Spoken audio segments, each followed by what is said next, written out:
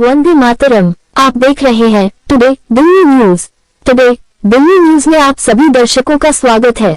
आज constitution club of India Delhi में national scheduled tribes finance and government corporation आदिवासी महिला स्वयं सहायता समूहों के लिए उन्मुखीकरण कार्यक्रम का आयोजन किया गया, जहां आदिवासियों के लिए प्रधानमंत्री नरेंद्र मोदी जी ने जो नई नई योजनाएं लाए हैं उनके विषय में इस कार्यक्रम में झारखंड, उत्तराखंड, हिमाचल, मध्य प्रदेश, अन्य राज्यों से आए आदिवासियों को मार्गदर्शन दिया गया। तो आइए देखते हैं टुडे दिल्ली न्यूज पर हमारे पत्रकार रंजीत गुप्ता की रिपोर्ट। जनधन खाते में रुपए कार्ड भी जारी किया जाता है, जिसमें कार्ड धारक को 2 लाख रुपए तक की व्यक्तिगत दुर्घटना बीमा का भी लाभ मिलता है। नेक्स्ट,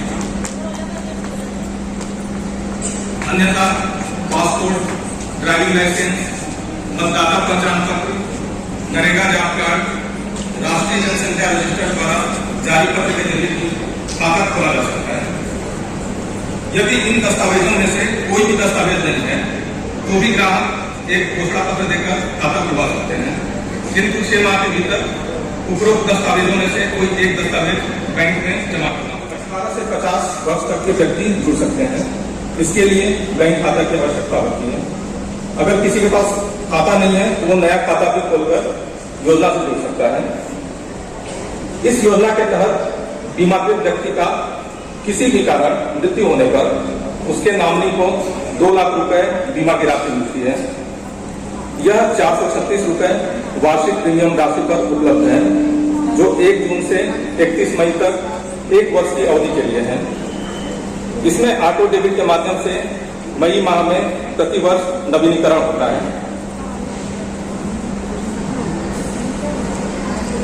सामाजिक सुरक्षा योजना के तहत दूसरी महत्वपूर्ण योजना प्रधानमंत्री सुरक्षा बीमा योजना है।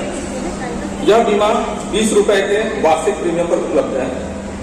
इसमें दुर्घटना से मृत्यु अथवा पूर्ण विकलांगता के लिए अटल पेंशन योजना से जुड़ता है तो उसे 1000 रुपए प्रतिमाह की पेंशन प्राप्त करने के लिए 42 रुपए प्रतिमाह देना होता है 60 वर्ष की आयु तक।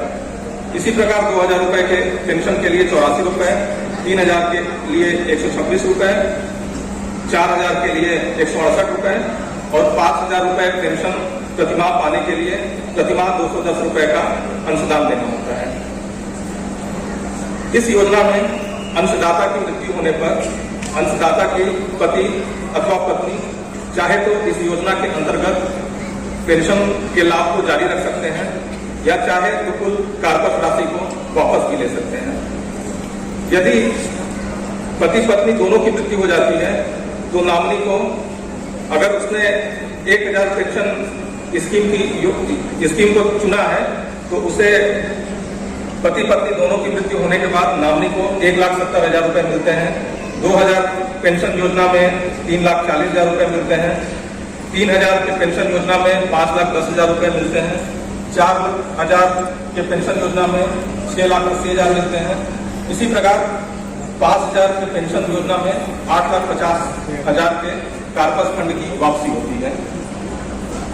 वित्तीय समावेशन के अंतर्गत डायरेक्ट बेनिफिट ट्रांसफर भारत सरकार द्वारा लोगों को सब्सिडी अथवा कोई राशि लोगों को सीधे उनके खाते में ट्रांसफर करने का प्रावधान है। इसका उद्देश्य लोगों को लाभ मिलने में होने वाली देरी एवं भ्रष्टाचार को रोकना है।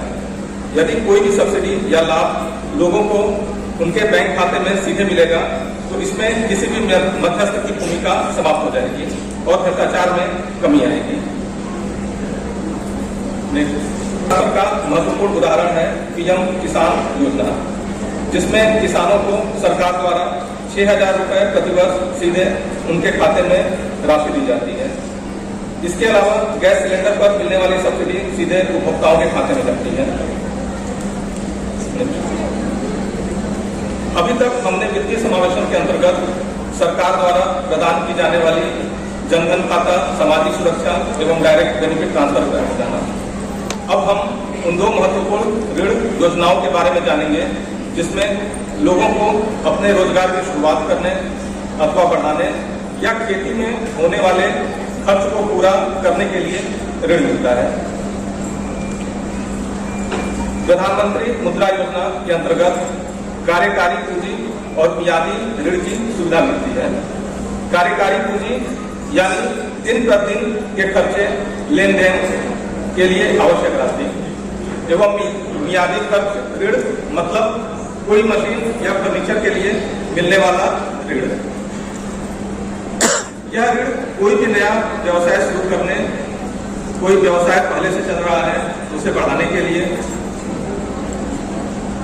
आवश्यक राशि जरूरत के हिसाब से मिल सकता है। प्रधानमंत्री मुद्रा योजना कृषि क्षेत्र से संबंधित गतिविधियों के लिए भी उपलब्ध होता है।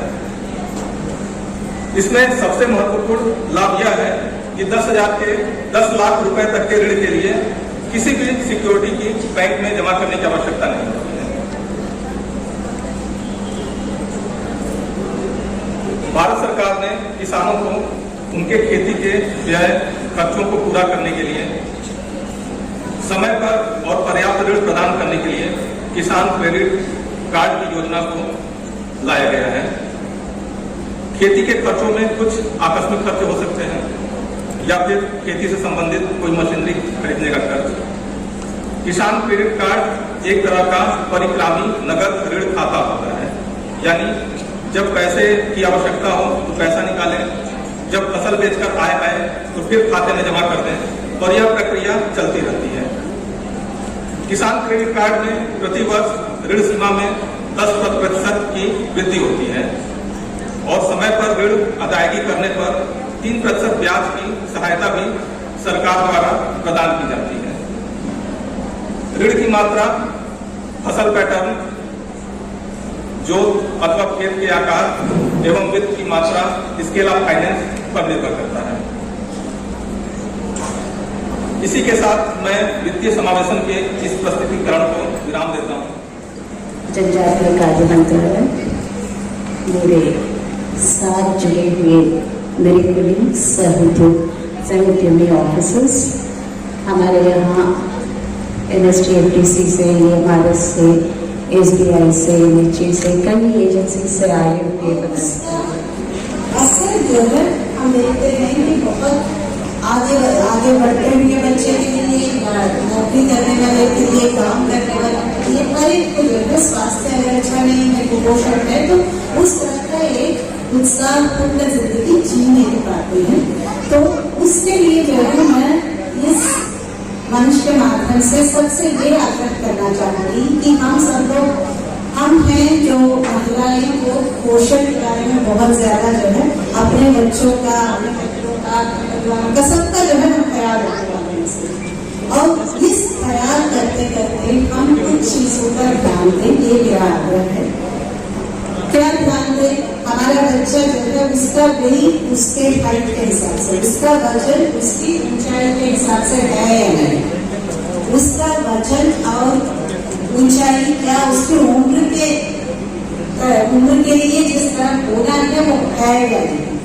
टुडे डेली न्यूज, आपका अपना YouTube चैनल जो जज्बा सत्य दिखाने का रखता है। आपके क्षेत्र से संसद तक की खबरें, तो आइए आज ही से, अभी से टुडे डेली न्यूज को सब्सक्राइब करें।